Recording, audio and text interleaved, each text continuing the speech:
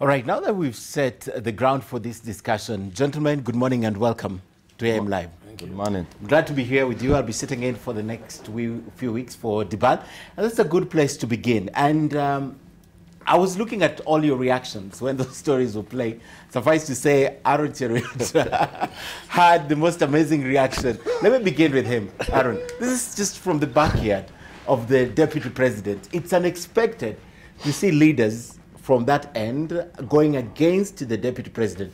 But let me hear from you what you think. Right from Sunday, the first time they alleged it, to yesterday, they defended it. You know, what, first of all, Ken, I'd like to say good morning. Then quickly follow it up by congratulating the students who did well in the KCPE exams. We were here a few weeks ago and wished them well. Glad to see that the exam period has elapsed with tremendous success, how it was organized and everything about it. I'd also wish to say to those kids who maybe seemingly feel that they haven't done well enough that it is not the end of life. You can still package yourself and go on and succeed. That you are not in the front pages of a newspaper, or maybe one or two people have said to you that you didn't do well, doesn't mean that it's the end of the world for you. Back to this particular story, Ken, you know, whenever leaders go out to engage Wananchi, they must be having an end in mind, because leaders are supposed to be providers of solution and not public mourners, such that you go for an engagement meeting and the people are crying and saying we have this particular challenge, and you find a leader also joining in and saying, oh, yeah, we know there's this particular problem. The question that the public keeps on asking us is, what is it that you're doing about it as a leader? If you recall, about 2 or 3 months ago, the Senate had public sittings in Uasin Gishu County. And one of the issues that the committees of the Senate listened to were petitions from farmers. And you saw the infamous clips that were going around about farmers raising their complaints and that kind of a thing. That report is now a document and property of the House. It's about to be tabled. I have seen the draft report, because it's being worked on by a select committee from the Senate, led by, I think, Senator Wetangula and Senator Professor Kamar. I have seen copies of the draft and the proposals that they are making to try and streamline the challenges, particularly in the maize sector. That is what leadership does. But when you have leaders who call an amorphous meeting, they go and wail, they do not suggest any particular way forward. The question that many of us were asking them, you have been in Parliament for more than a year now. Can you show any documentary proof to show that you're really concerned? Because as an elected member of Parliament, you have a platform that you can use, that is the floor of the House, to raise these particular issues and see how you can streamline operations in this particular sector. None of those three has. The gentleman that you showed before that reading that particular statement is called Caleb Kositany, has a bill that is live on the floor of the House that is about to be debated about the challenges in this sector and what he proposes to be done, you know, in this particular sector. Therefore, what you are doing, you're calling out the bluff on an emerging trend, particularly with leaders who are more keen on making money out of the challenges that the common man continues to face, other than addressing the root cause of the problem. I saw this last time, and I don't know if you were in that meeting, Boni Halwale, but I remember when we had the sugar crisis a few weeks back, I had one of the members from Western Kenya reading almost the same riot act with what you were reading to our colleagues at a public function, because he reminded them that on the day the sugar report was being debated in the House, out of the about 50 MPs from Western Kenya, there were hardly 10 who were in the House. So his question is, what is this emerging trend with members of Parliament, where you want to go and wail and weep with the public in funerals and public gatherings, but when it comes to discussing those particular matters in the floor of the House, they are missing in action? Okay. Mheshimiwa. Let me also add my voice to congratulating the students who have done well in their KCPE, and also alert Kenyans that we are actually facing a very difficult future. When you look at the list of the schools that have performed well, most of them are private schools. So what we are saying is that the common mwananchi whose child goes to public schools is actually endangered. This is dangerous for our education system, and we need to look at it carefully. On this issue of what the Honorable Skutuni and the rest are saying, well, they have been called that they have maybe they have a paymaster who has paid them to say what they are saying. But no, they usually say that even when a madman talks, please listen. They might have a message. The truth of the matter is that the farmer in this country has been mistreated. The farmer in this country has been mistreated under the watch of the government. When you find the maize industry, the agricultural maize industry collapsing, when you find the sugarcane industry collapsing under the watch of this very government, and we know that there are cartels behind this collapse, why aren't we facing this fact? Well, they seem to think that the Deputy President is involved. Wherever they have, if they have any evidence, they should table it. But I would say that they are alerting us to a problem in this country. And remember, this country has now got oil, and we are actually discovering several minerals. If we go on this way and allow our agriculture industry to collapse, then we start importing all the foodstuffs because we love all the minerals, then we are headed for trouble. You cannot run a country that way. I would say that I would call out the government and say that they have failed to take care of the farmer. Okay. Because if they don't take care of the farmer, like when they say that the subsidized fertilizer is only for the subsistence farmers, not the big farmers, then we are losing track. Go to the West. All their farmers are subsidized completely. I think what we need to do is find out this fertilizer subsidy, has it been benefiting certain individuals at the expense of the country? That's one thing that we need to look at. And when we look at the maize importation, is it that we are so blind that we can import so much maize until the price goes down that our farmers end up suffering? That means that we are wrong. We are doing something wrong somewhere. Okay. So when these gentlemen make noise, while we might dismiss them as guns for hire, but they are actually alerting us to a problem that's in this country. And we need to face that problem and tackle it. If we don't face that problem and tackle it, then you've seen the results here. We are privatizing everything, including education, and soon when you go to my constituency, you'll find little private schools, because now people have lost confidence in the public sector, and that is what these gentlemen are alerting us to. As to if they have been paid, they have been bought. Well, buying people in this country seems to be a habit of certain people, but it's not a preserve of a few. Many people can also buy. I think that's what's happening. Okay. So, all right. If there's anything that these gentlemen have been in the last year, since they were de-whipped, since their positions were taken away from them from the committees as chairman of various committees, is consistent. Mm-hmm. If there's anything they've spoken about for the last 1 year, I have heard and I've covered, is this issue about the scandals, the maize scandal, the sugarcane scandal, issues in agriculture. They felt that they were denied those positions, yes, because the powers that be wanted compliant people in those positions so they don't expose these what's happening in the same. And the truth of the matter is, some people actually try to put these things under the mat. Okay. You know?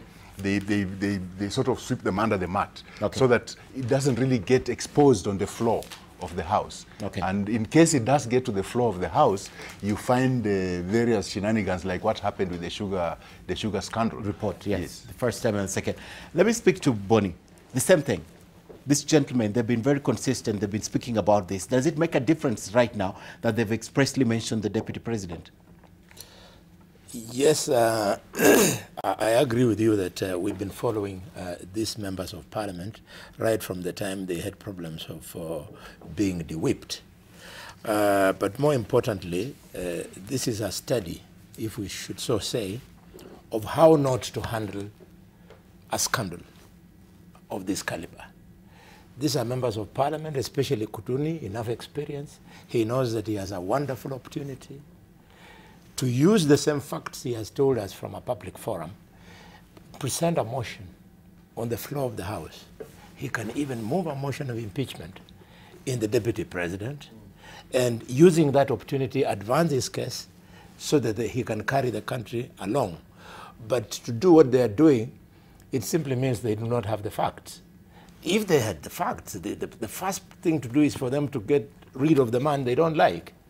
To me, it then smacks of just the obvious, i.e., if Ruto was not running for president, these things would not be being said.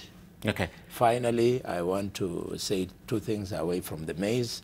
The first one is I want to congratulate the Teacher Service Commission for having taken action against the teachers who had taken advantage, 32 teachers who had taken advantage of schoolgirls and made them pregnant at various levels. That is a very big compliment. And finally, I want to congratulate the children who have done well, but more importantly, congratulate the government for managing the problem of cheating in exams. It is very nice that a little boy who was #1 in the country comes from our place, Kakamega, very exciting. And also I want to congratulate my own daughter, who has also done very well at Malinya Primary School in Kakamega. Is that a public school or a private school? Well, you have an opportunity to look at. It's a public school. It's a public school. Malinya is a small little place. Okay. Mheshimiwa Kimani, I'd like to speak to you, but Bonnie, this is not the first time that the issue of linking the Deputy President to scandals in the Agriculture Ministry. Yes. You yourself moved a motion against him. Was it 2010? Maize scandal? Yes, in 2009. And this is why I'm surprised that Kutuni, who was in Parliament that time, he had an opportunity to learn how it is done when you lose confidence in a public officer. So what he's doing is just playing to the gallery. If he has facts, I've seen they have talked about him having 500,000 acres of land somewhere in Central Africa. If it is true, surely, who said it's a crime to have land in another country? Are we not taking milk that is imported from other countries in this country? There's milk that comes from other countries that we take here. Okay. It's not a big deal. So let's take it to Parliament. Let's take it to the floor of Parliament. And let's take it to the Parliament. And the 3 members of Parliament, one can move the motion, the other one will second, the third one will be the first to speak to it, and by that time they'll have carried the House. Okay. Yeah. Mheshimiwa Wamatangi, same thing. Yes. Thank you, Ken. And let me take the opportunity also to congratulate our young people who sat for their Class 8 exams. You know, and just a few remarks on that, Ken. One is, I think it's appreciable the speed at which the exams are marked now and results released. Because before, remember, we used to wait all the way after Christmas. And that's when you would get the results for exams. I think that's commendable. Two, I think it's also good to mention, in my view, that yes, as we congratulate our young people, it's also important that our educators, especially the ministry, the government, also, you know, act and plans alive to the fact that we are living in a new world, in a new economy. And Ken, the education of the days when we went to school and now are two different things. The marketplace, the job market is a completely different place. You know, finding a job and making of business and opportunities is now ruled by algorithms and artificial intelligence and cookies and technology. And so I think we would need to certainly think ahead and ask ourselves as we continue with our education system, are we addressing ourselves to the reality that we have to align our education system now to what the job market demands? And then lastly, on that, I think, is that tuition issue, which has been vibrant. I'm a believer that during holidays, we should give our young people the opportunity to relax and be themselves. I watched a documentary sometimes on the education system in Finland. And Finland is said to be the one country in the world that has the best education system. And when they were interviewing the teachers and educators in Finland, all of them were consistent in one thing, that we let the children be children, teach them. what you have to teach them, but give them more latitude and open space to learn themselves on what they should be. And I think those are some of good examples that we should learn from. And then lastly, on this issue of the three gentlemen, I don't know what the musketeers used to wear for them to have been called musketeers. But these three, I think, Ken, the reality of is simple. If you want to make such claims, you really must back it up with evidence, because especially when you're a politician, because the line between political camaraderie and fact is very thin, and so once you want to come and make claims that this is what I am alleging against this person, then you really must back it up. The other thing that I think is also important to say is that see, and you are the one who put that statement, Ken, that these gentlemen have been consistent. Use the word consistent. Yes. And you'd be asking yourself, underlining that word consistent, you'd ask, then in that consistency, what action have they taken themselves? In my view, within that duration of time, they should have taken action. Action, that is intended then to make real those claims. Because, if I'm a parliamentarian, and for example, you saw like what we did with the Ruaraka land report, you saw what we have done with the many other cases. You have mentioned cases there prosecuted by Boni Halwale. If you have evidence of allegations as such, then you take action. That is why you're empowered by law to do so. So I believe where they fail, in my view, is one, failing to adduce the evidence that they have, so that it becomes believable and actionable, and two, that they have sat and opted just to talk other than what's supposed to be done, if indeed then there is that evidence. I believe that's where the game becomes tricky, for them, and they really have to do a lot of probably game changing if they want to be believable. Otherwise, at the expense of being misconstrued or then understood to be game playing, then I think what kind of actions do you have in mind? You see, Ken, I have several actions in my mind. One, yes, as a member of parliament today, if I believed verily that, Ken, that you are acting or you are doing deals that are subverting government or putting this country into peril, I would do two things. One, I can move directly to the Director of Criminal Investigations and make a report and adduce evidence. I can go to Parliament, where I'm a member. I can put that on the floor of the House through so many things. I can raise a petition. I can ask a question. I can move a statement.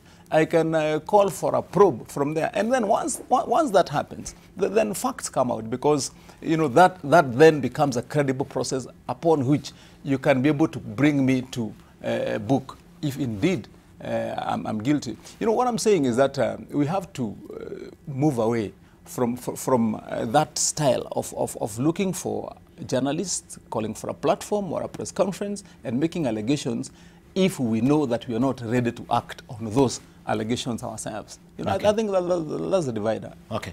Yeah. Ken, the thing, I want to agree with what Senator Matangi is saying and give you this as an example. For example, I represent in the Senate a county called Kericho, predominantly a tea growing county, another sector that is struggling and almost nearing a collapse. So one of the things that I did when we came back to Parliament this session is that I convinced my colleagues in the Senate to allow me to form a select committee of colleagues who include Senator Matangi here, and together we look through the challenges that are faced in this particular sector with a view to suggesting a legislative framework on how some of these challenges can be surmounted. We have done that. We've gone around the country. Today, the Tea Bill 2018 will be read for the first time in the Senate. Many a raft of issues that we have proposed, including having a new regulator in the sector and how to handle the import and export of tea sales in this particular country. That, in my opinion, is what a leader is supposed to do. Provide a roadmap for the people that you're leading. But when you, as a leader, completely neglects your responsibilities and duties, especially on the platform that Wananchi gave you, then you turn yourself into a public mourner number one, where I could also have, for example, chosen the path of conducting and ensuring that in every funeral that I attend in Kericho County, I remind farmers how, oh, tumekuliwa na tunajua wale wanatukula. You know, that's politics of the past. Even on this particular maize issues, what the discussion that we should be having, for sure, if we want to benefit our viewers and even for the country, is why is it that neighboring countries like Uganda and the rest of the countries are able to produce maize extremely cheaply as compared to ourselves, and therein find a solution? Because as leaders, I believe it is our greatest responsibility to ensure that all the challenges that the public continues to face, we surmount it. If it is the issue of fertilizer, why is this continuous importation for the last 50 or 60 years sustainable? Can't we as a government convince investors who can put up a fertilizer manufacturing plant here, or at least ensure how we make it affordable? You know, the issue of farmers producing blindly, and now you're being told that this year the price is 3,600, next year it will be 2,400. Can't we have contract farming as has been proposed? I have had this being raised by some of the leaders, including none other than the Deputy President, saying that one of the proposals that you are making now as a government, and it is upon you as legislators to give us the framework now to work on it, is to have a contractual farming agreement with the farmers, so that I say, I will produce 200 bags of maize. The government assures me that once it is ready, they will buy it and for this amount, so that people don't go ahead and produce blindly. The issue of NCPB, for example, it is clear in my mind that it is not tenable to continue managing it at the national level. The best way to handle our cereals is to take it to the counties, so that the governor, for example, of Uasin Gishu knows who the farmers in Uasin Gishu are. He goes ahead and registers them, ensures that once their crop is ready, he knows that farmer Boni Halwale will produce 200. Mheshimiwa here from Tongoren has a farm this size, this is the amount of maize he produces. That is a better way at looking at the problem other than the route that they are taking. And that is what I am primarily opposed to. Okay. Mheshimiwa Eseli, do you believe they have a chance on the floor? No. No. They have a chance of a snowball in hell. When they bring it to the floor of Parliament, yes. Parliament, as it is constituted, from the 11th Parliament to the 12th Parliament, have you noticed there's been very little attempt at all on actually calling out the corrupt? In fact, the few times any member has attempted to do that has actually been a rent-seeking endeavor, and the bill has never hit the floor. So these members trying to come to Parliament with an impeachment motion, forget it. It's dead in the water. But I did, because the Parliament, as it is constituted now, as it is constituted now, it is it's too heavily leaning towards Jubilee. Then the handshake has now even muddied the waters further. So that thing will not, in fact, by then it might not even see the light of day. The House Business Committee will not even, you've noticed that, like the Minister Munya has just said that the amendments to the Cooperative Act that has been brought to the House are not his. And he's the minister in charge of cooperatives. Who do you think is doing that? There was a time, there were amendments to the Pharmacy and Poisons Board Act that were brought to the House, and actually the Ministry of Health disowned them. Who is doing these things? No, this Parliament cannot, it's incapable. I'm part of it. I know it's incapable of holding anybody to account as it is constituted. So asking these gentlemen to bring anything to Parliament. Yes, that's the platform. You heard what Kutuni said, that there are petitions by farmers which have been brought to Parliament have not been read. You know, that's dangerous.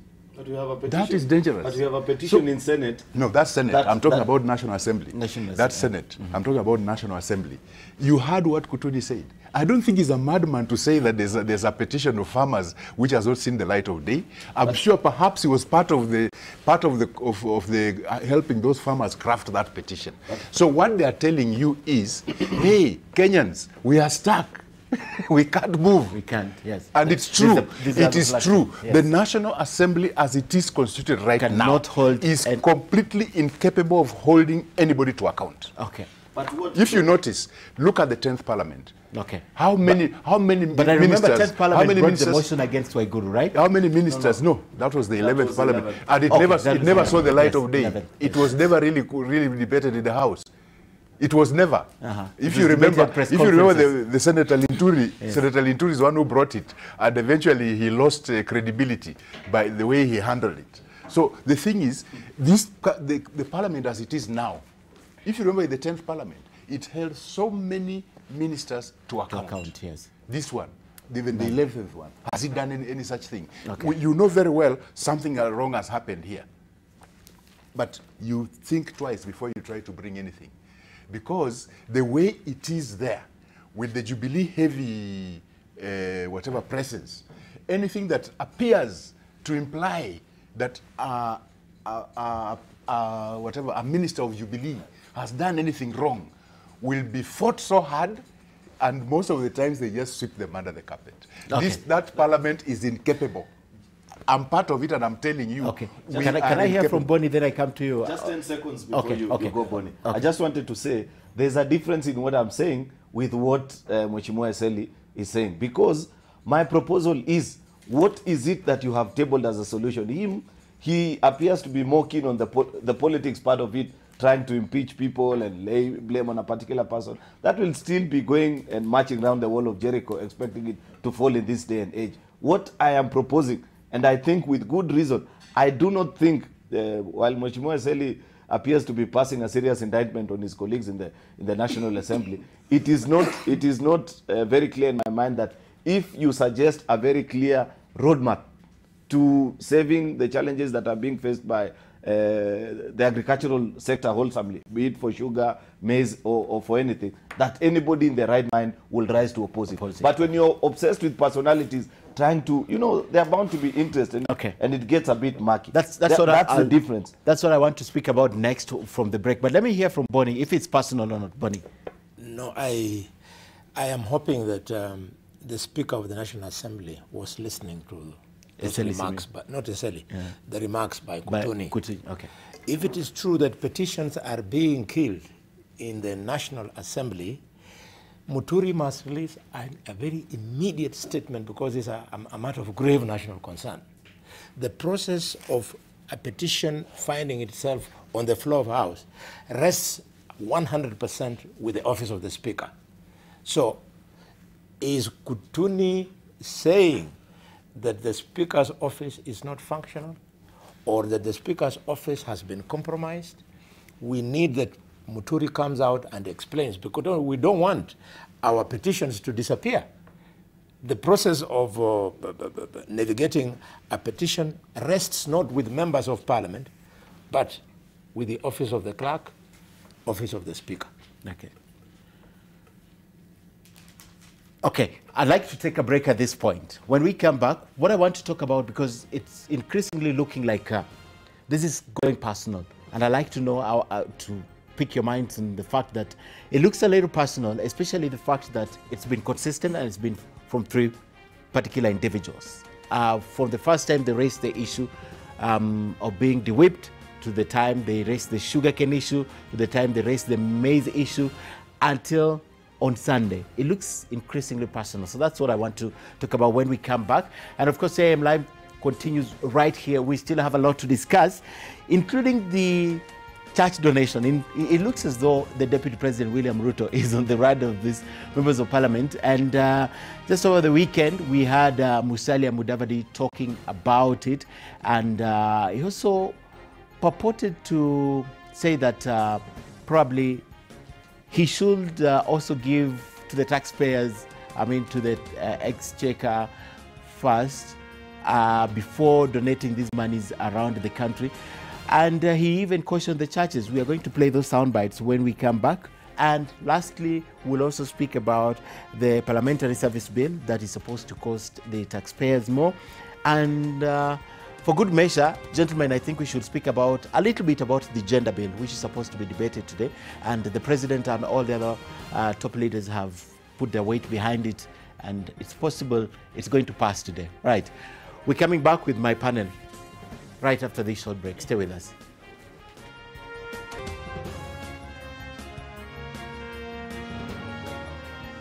All right, welcome back to AM Live. My name is Ken Mijungu. With me in studio is Kiambu Senator, that's Kimani Wamatangi.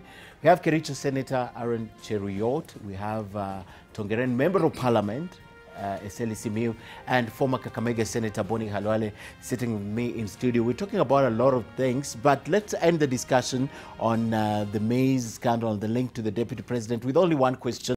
Gentlemen, do you think this is personal? Let me begin with Kimani Wamatangi. Do you think it's personal?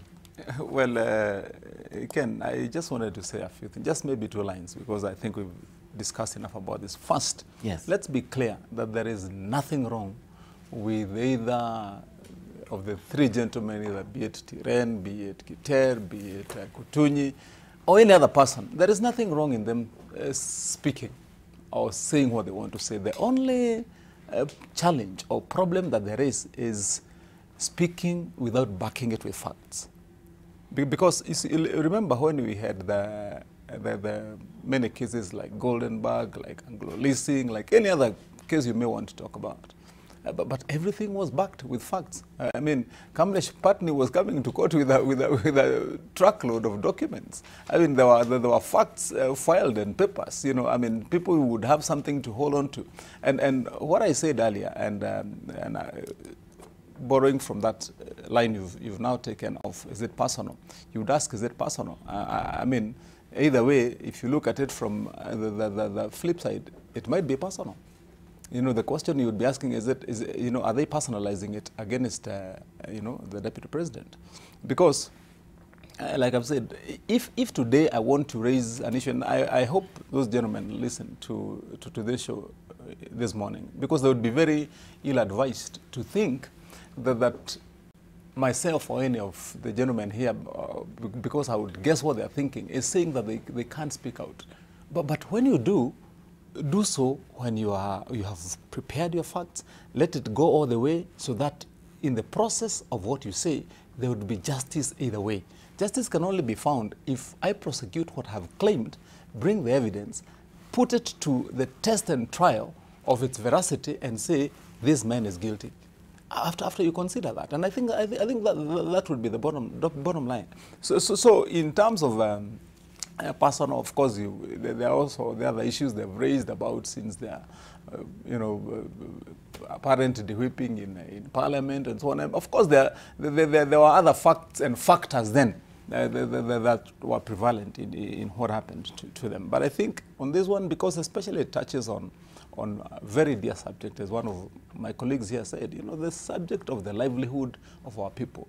The question of maize. You know, the other day, Ken, I was going towards Western, and as I looked, as I was flying to Western, I was trying to count the number of small households that I saw with probably a quarter of an acre, small patches of farmers who have grown maize, and that is their only entire livelihood. And so this is something that is so dear to so many people. I mean, you saw the passion that farmers were prosecuting these matters all the way. And so it's risky to allow either person, be it whatever they think or whichever side of politics they're in, to play, you know, what we used to say, pinky ponky, with this such an issue. It can't be allowed. Yeah. Okay, great. You want to say something on if it's personal? Yeah, just a quick comment, Ken. You know, before January 2007, the Right Honorable Raila Odinga had never scored beyond 2% of any presidential poll because of something the old Britain calls give a dog a bad name and hang him. What they used to do is that every time he arose to speak or tried to portray himself as a national leader, he'd always be branded as a coup plotter, somebody not deserving of being the President of the Republic of Kenya. And it's a skill that some of the people in this country have mastered for long, mudslinging and trying to hold on to others down. But there comes a time when the rope gives in and you can no longer hang people on certain things. I think for the Deputy President, very soon also the rope will give in on some of these things. Where the easiest way to make money in this town for people who want to be hired like the ones you're speaking about is just to say that I have something I want to say about the Deputy President. You'll walk home with $1 million or $2 million. I can assure you that. Because there are people willing to go out of their way to mudsling and ensure that you sort of not allow the country to have a sober debate on the capabilities of different leaders, but on what dirty schemes you have against that particular leader. It's unfortunate and completely uncalled for. I think what I said earlier on, that when you are in a marketplace and you hear a madman making noise, listen, he might have a point. But after saying that, I would like to say that when you decide to talk about somebody holding such an important office like Deputy President of the country, you must have facts and you must present the facts. Otherwise, it's not just the holder of that office that you are demeaning. You are demeaning the office itself. So I think it's important that the gentlemen actually come out with facts if they actually have the facts. Otherwise, this throwing mud like that would not be a very good way to go. Okay. Bonnie? Yes, it is personal. Because if it was not personal, they would be armed with facts. There's no way you'll have access to facts unless, as a member of parliament, you do your investigations, get those facts, win the confidence of whistleblowers, they bring you vital documents to support your cause. The only conclusion I can make is that beyond it being personal, these are domestic dogfights of the politics of the Kalenjin community, and it is an open secret that in that community we have two of their sons, one called William Ruto, another one called Gideon Moi. They are at each other's jugular to the extent that even Gideon Moi does not see any shame in blocking the Deputy President of Kenya from visiting an ailing former President of the Republic. That's how petty it is. In fact, if anything, I would urge the media to give a blackout to this kind of stuff. So that the visits to the former president? This petty, back and forth. This dogfight between Yes. the two camps. They should just give it a blackout. It is not national news. It should be left to the Kalenjin Council of Elders. All right. There's an argument that probably the three are trying to shoulder weight that they can't carry. Let's see how much further they can push this.